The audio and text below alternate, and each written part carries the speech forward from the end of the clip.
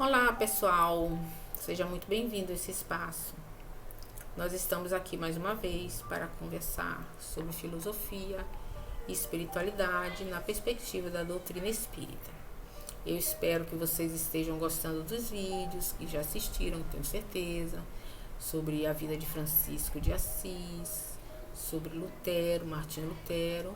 E no decorrer desse diálogo com os missionários, nós estamos construindo o pensamento acerca da Idade Média, quando a Igreja Católica se desviou e que Deus enviou os nossos emissários queridos, que estão sempre vindo de tempos em tempos, para corrigir a rota da humanidade.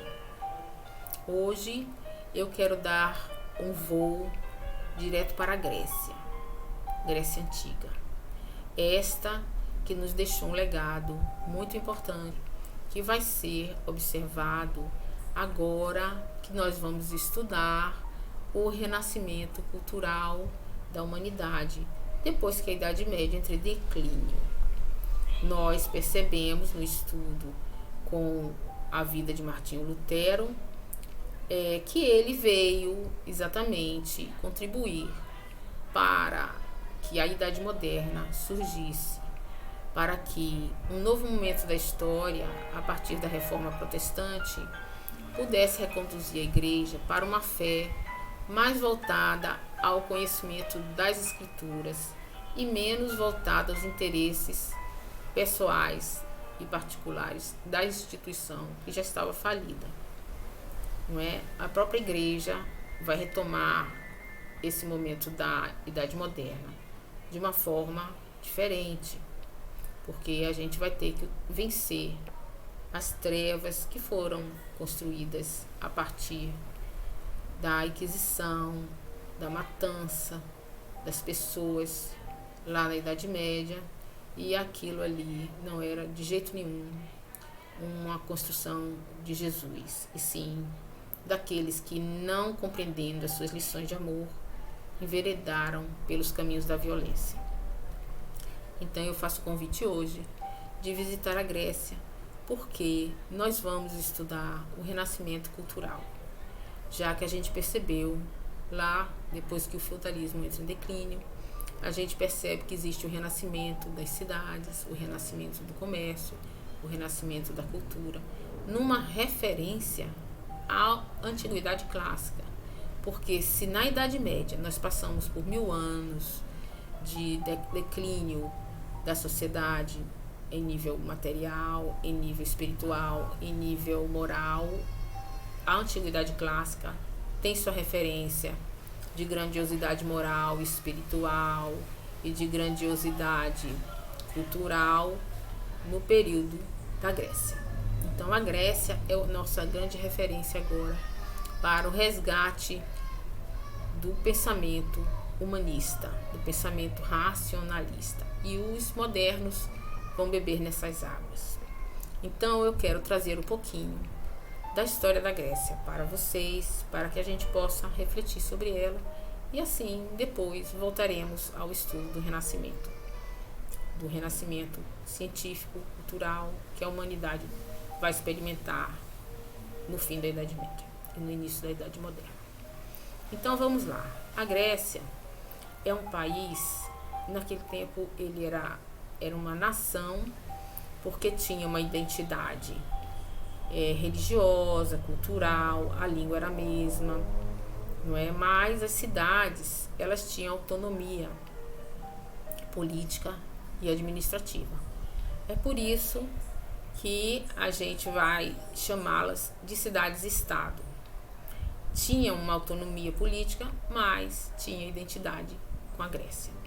Quando a gente fala em cidades-estados, a gente lembra logo de Atenas, uma cidade com a cultura desenvolvida, onde a filosofia e a democracia se desenvolveram. E a gente lembra de Esparta, uma cidade mais militarizada, onde a educação toda era voltada para o exercício das funções bélicas, não é? Ali a gente vai ver essas diferenças. Mas existem outras cidades também, a cidade de Delfos, onde tinha um oráculo, que as pessoas consultavam a pitonisa sobre coisas que queriam saber, né? Você tinha também a cidade de Olímpia, onde foram desenvolvidos as Olimpíadas, os Jogos, e esses Jogos aconteciam de 4 em 4 anos. Você tinha também outras cidades, que tinha a cidade de Corinto, que é uma cidade conhecida quando a gente vai estudar a saga de Paulo, né? Paulo divulgando o cristianismo por todo a Europa naquela época, a Ásia. Então ele vai se desenvolvendo e vai espalhando o cristianismo. E a gente ouve muito falar nessa cidade de Corinto. Então as cidades-estados na Grécia se desenvolveram, mas a gente vai dar um destaque para Atenas, porque é em Atenas que a gente vai falar da cultura, não é? Algumas coisas que aconteceram em Atenas também aconteciam em outras cidades, como é o caso do teatro. O teatro surge na Grécia. O teatro, muito interessante, o teatro grego, com aquelas máscaras, você pode ver nas páginas de história as máscaras gregas, não é? Porque só os homens participavam. Então, quando eles queriam usar uma mulher para representar, eles usavam máscaras de mulher. E também as máscaras, elas expressam sentimentos de susto, de alegria, de tristeza. Elas são muito pitorescas e muito interessantes, as máscaras do teatro grego. O teatro daquela época destacava os feitos heróicos dos heróis e dos deuses gregos, porque a religião grega ela é toda baseada em heróis e deuses, né? E existem muitas histórias sobre os deuses se manifestando, e os deuses relacionando-se com pessoas. Os deuses se relacionam com outros deuses. Eles têm filhos que são aceitos e que não são. Eles têm raiva, eles têm rancor, eles se vingam. Eles têm caracteres humanos. Eles são antropocentristas, quer dizer que o homem está no centro do pensamento. Toda religião gira em torno desse viver humano, né? Dessas caracteres psíquicas humanas. E nós hoje vamos ver também o trabalho do próprio Freud, de Jung, não é? Bebe nessas águas da psique. A psique, o estudo da psicologia e da psicanálise vai buscar lá na mitologia grega muitas referências de tão importante que era essas emoções que era retratada na mitologia grega. Então, a mitologia grega é muito rica quando se fala do ego, quando se fala do egoísmo humano, todas essas coisas que nós, como seres humanos, aqui envolvidos na matéria, somos ainda prisioneiros. Então, a mitologia é muito forte. E o teatro vai retratar toda essa dramática situação humana que os deuses e os heróis, as ninfas, não é, estão lá na crença mitológica que o povo tem. O povo tem uma mentalidade ainda mitológica. Tudo se explica a partir dos mitos, dos deuses, toda a sua verdade filosófica no primeiro momento é a partir dos mitos. A resposta está nos mitos. Quem criou o planeta, quem criou o mar, quem criou a terra, os mitos são uma referência psíquica desse povo na Grécia, não é? E a gente vai ter também outro ponto importante a destacar, é a democracia, que a democracia surge também na Grécia. E até hoje a gente está aqui querendo entender e querendo praticar a democracia. A democracia grega era uma democracia limitada apenas aos homens maiores de 19 anos. Os escravos não participam da democracia, as mulheres não participam também, e também nem os estrangeiros. Isso é muito interessante porque quando a gente fala em cidade-estado, a gente está falando de uma cidadania muito forte, um senso de cidadania muito forte.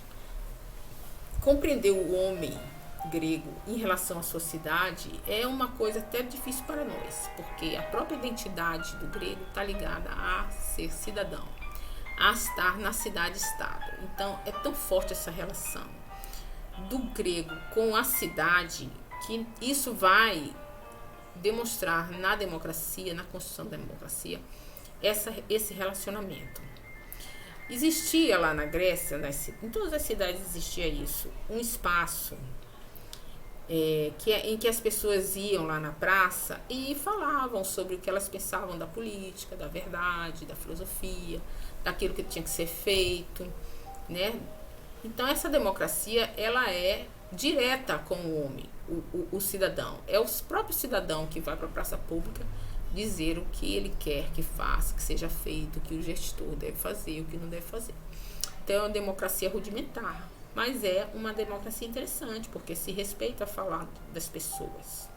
Eles prezam muito pela liberdade de expressão, por você poder falar o que pensa.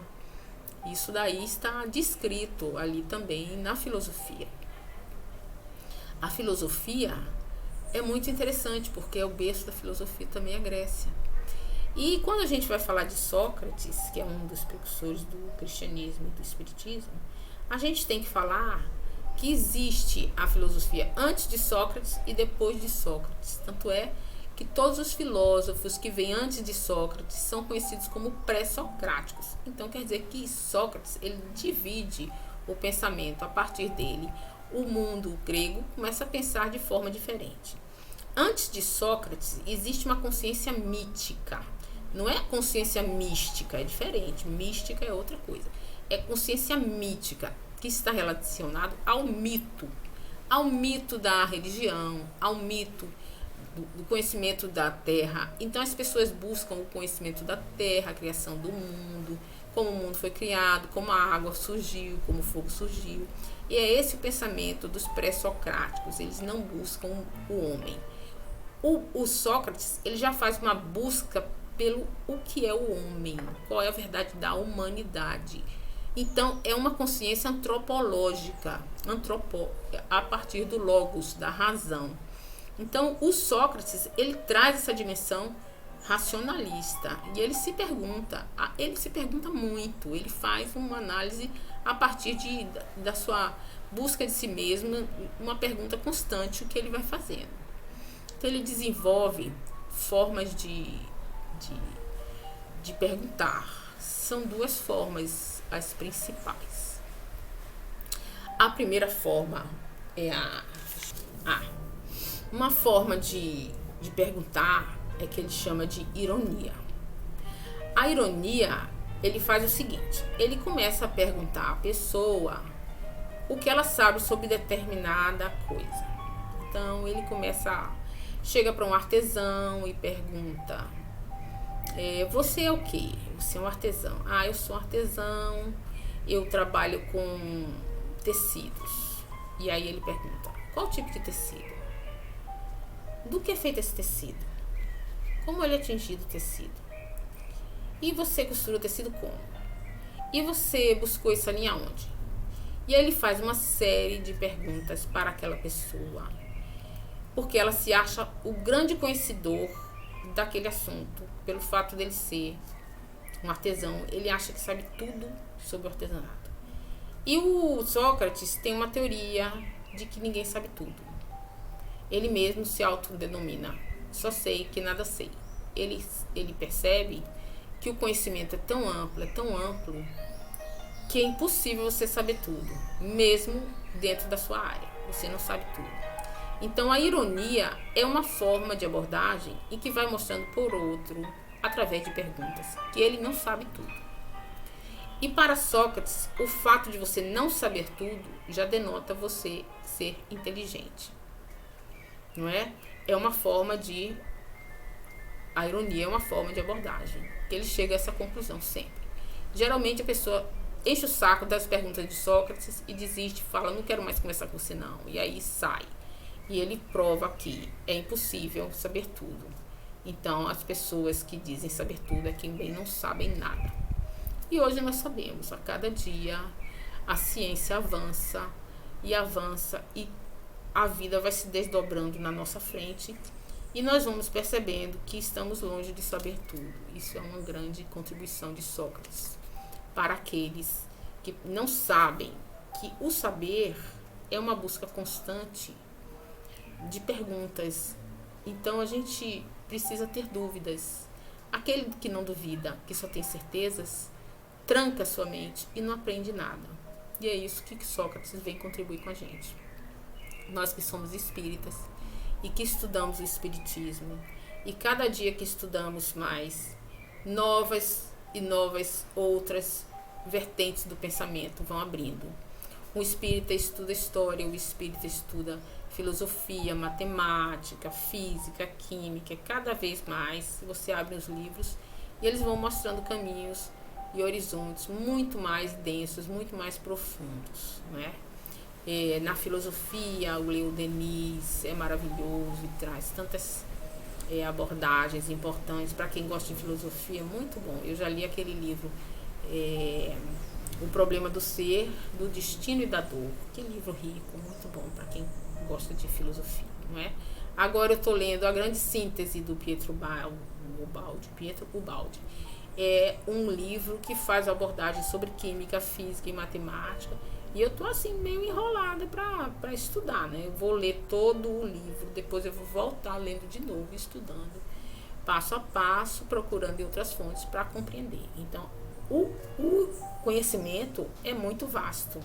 E cada dia que a gente estuda, mais a gente entende que não sabe. E Sócrates traz essa reflexão muito profunda para nós, né?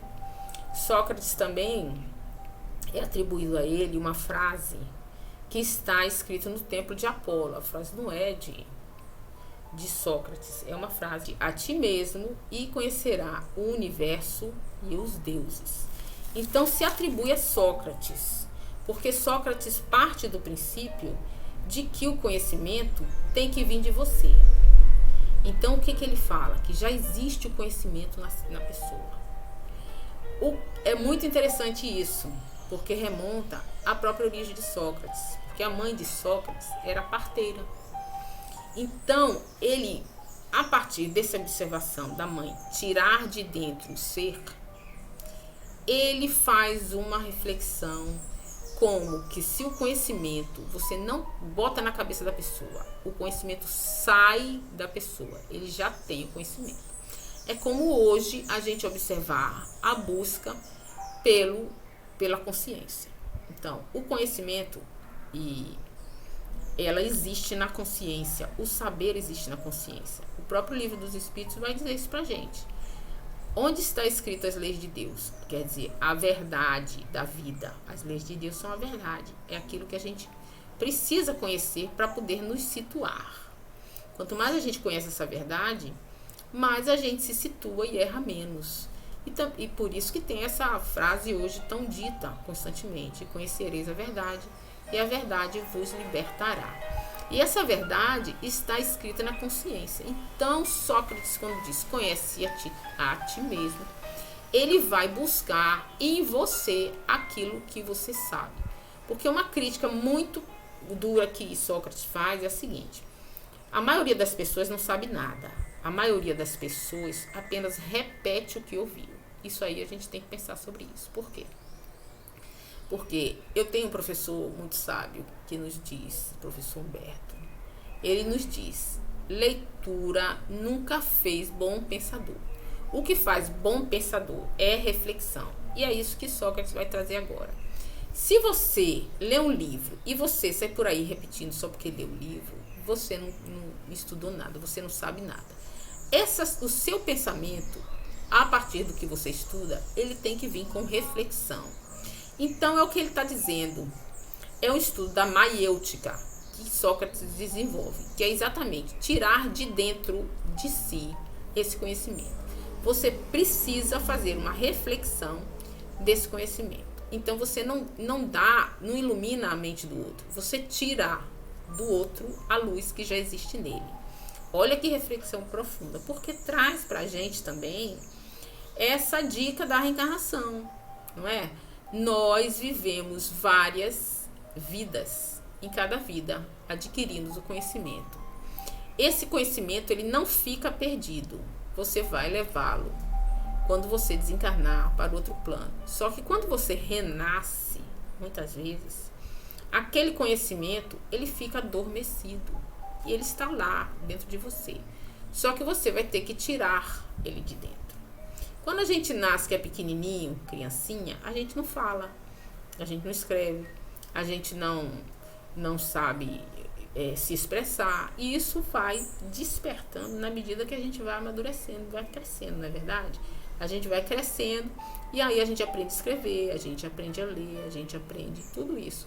Mas em outra vida a gente já sabia. Então, de certa forma, educar não é você dizer ao outro aquilo que ele tem que aprender. Algumas coisas a gente adquire, mas muitas coisas já estão gravadas no nosso psique, lá no subconsciente, não é? Que nós não sabemos e que vai despertando passo a passo. E Sócrates traz isso de volta.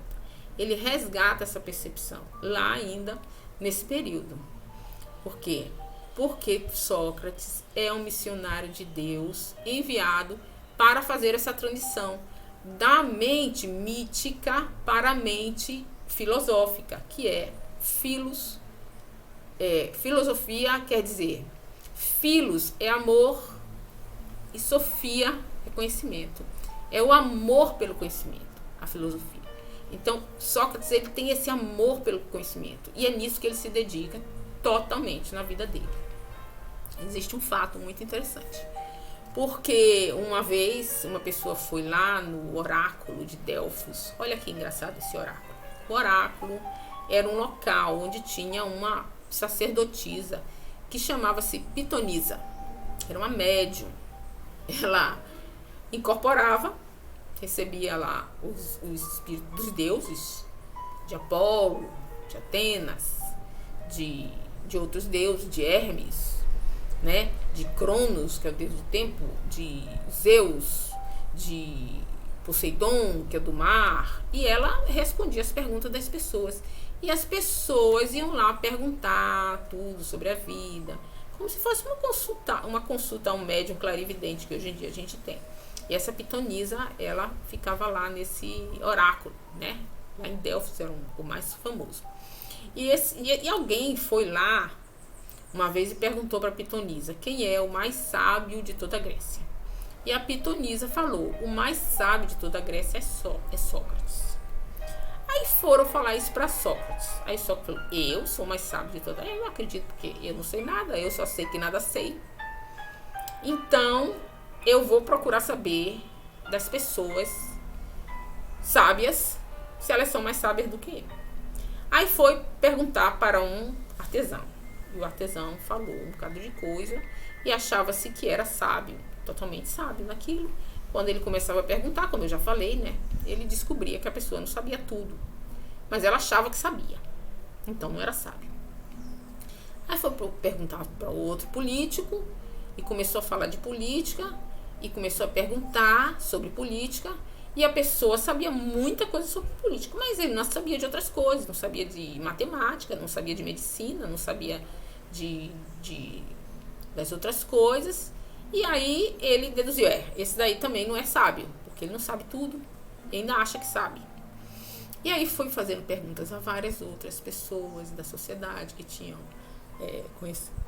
conhecimento de alguma coisa e foi chegando à conclusão que ninguém era sábio. Então, o fato dele saber que não sabia o fazia mais sábio do que todo mundo.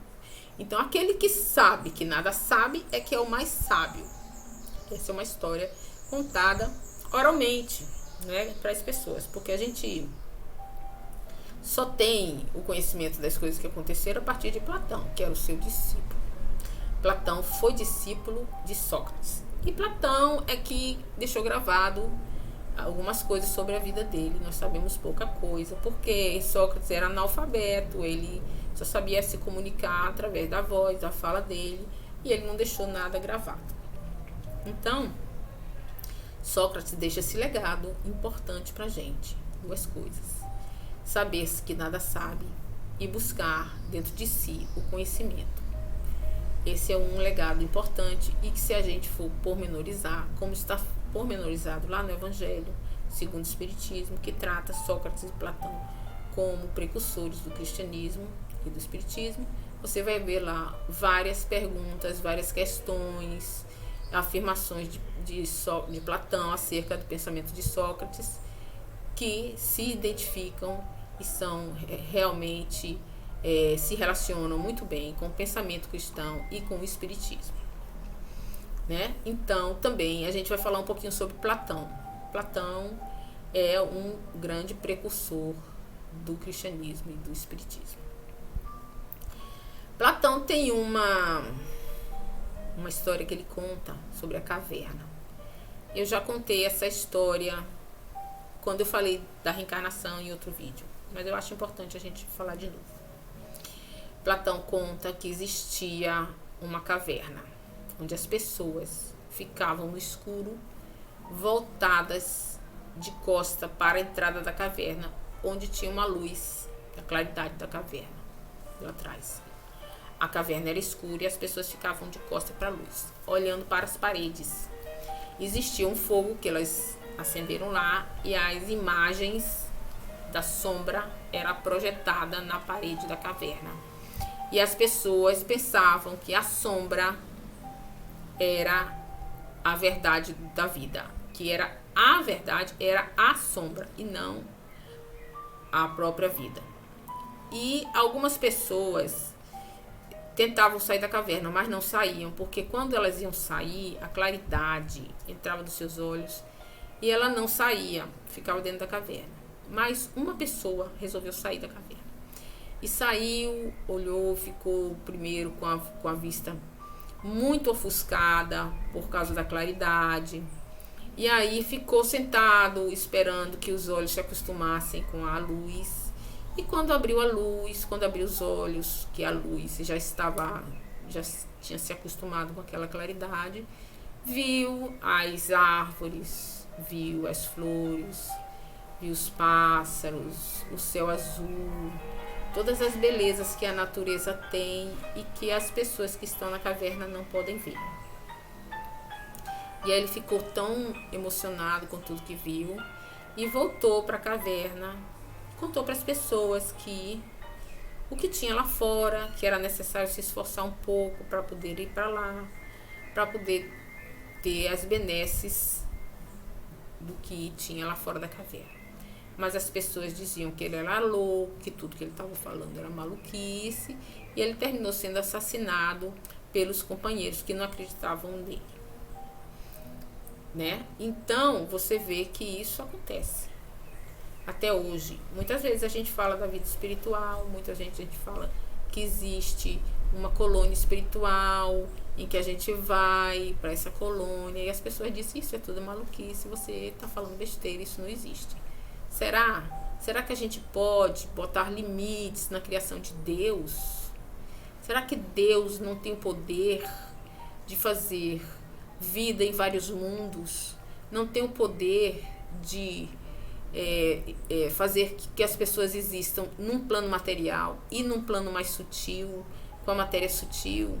Hoje em dia, a gente tendo essa percepção da internet, a energia eletromagnética já posto como uma verdade, é uma energia que a gente não vê, mas que existe. Será que Deus não tem também outras moradas em todos os lugares, em todos os níveis de matéria? Não é? O Platão ele já traz essa reflexão na fala dele. Tem outras falas de Platão muito interessantes também, que a gente pode resgatar aqui, ó. Olha como o Platão fala, vou dar uma lidinha. A essência das coisas somente existe no mundo das ideias, onde também existe a verdadeira felicidade. Então Platão, ele coloca o mundo das ideias como outro plano. Olha como ele continua. O mundo material é enganoso, ilusório e instável, enquanto no mundo das ideias atinge-se a felicidade pelo encontro do conhecimento supremo da realidade, que corresponde à ideia de bem. Então ele faz uma distinção entre o mundo material e o mundo das ideias, que é como ele chama, não é? Ele diz que é no mundo das ideias que a verdade existe, não é no mundo material. Através do conhecimento é possível transcender do mundo material ao mundo das ideias e contemplar as ideias perfeitas, alcançando assim a felicidade. Então ele coloca aqui, ó, que o mundo das ideias é onde você vai contemplar o mundo perfeito. Hoje a gente faz uma reflexão sobre no mundo, no plano astral, no plano espiritual, que a gente vai conseguir ser feliz, e não nesse plano ainda atrasado, material em que a gente vive. Tudo isso daí é um rudimento do pensamento cristão espírita que vai se desenvolver na medida que a humanidade vai compreendendo, vai amadurecendo o seu olhar para o mundo e para a verdade. Porque a verdade, ela existe, só que nós, ainda limitados, só podemos compreender parte dela. Na medida que nós vamos evoluindo, que nosso planeta evolui, nós vamos compreendendo essa verdade que se expande a cada dia. Deus vai nos mostrando um outro caminho na medida em que estamos prontos. E este, na Grécia, é um momento de grande crescimento, porque o homem sai do pensamento mítico para o pensamento filosófico. E eu me arrisco aqui a dizer a vocês, nós estamos num momento de transição, onde a nossa consciência filosófica vai se transformar em consciência cósmica, porque é na intuição, na visitação do próprio self, do próprio eu, que nós vamos encontrar uma nova forma de compreender o mundo. E nós estamos muito perto de termos essa consciência cósmica. Nós estamos num momento de grande transição planetária, e eu posso me arriscar também a dizer, baseado nas leituras, que agora nós estamos sendo visitados por muitos e muitos espíritos que nos acompanham para o desenvolvimento espiritual, moral e material do planeta. Platão, portanto, é um dos mensageiros também, missionários, que trazem essa luz. Platão tinha um outro discípulo que se chamava Aristóteles. Eu não ia falar de Aristóteles porque é muito amplo e eu realmente fico limitada para que o vídeo não fique muito cansativo. Mas eu não consegui me conter quando eu vi aqui uma fala de Aristóteles muito atual. E eu quero passar para vocês essa reflexão que Aristóteles faz sobre o que Aristóteles fala sobre a liberdade e sobre a democracia. A liberdade é o princípio da prática democrática. Muito atual, hein? Então, liberdade é o princípio da igualdade. Não existe liberdade sem igualdade. Para ser considerado bom cidadão, o homem precisava ser virtuoso, responsável. Devia explicações à comunidade. Falar livremente e respeitar as leis vigentes. Então, olha a importância da moral, da ética, do respeito ao que é público. Não é de respeito à opinião do outro, daquilo que o outro pensa, porque só existe democracia com liberdade. E a gente vai ver isso lá na frente, no pensamento iluminista de novo, esse resgate desse pensamento aqui de Aristóteles. Muito importante.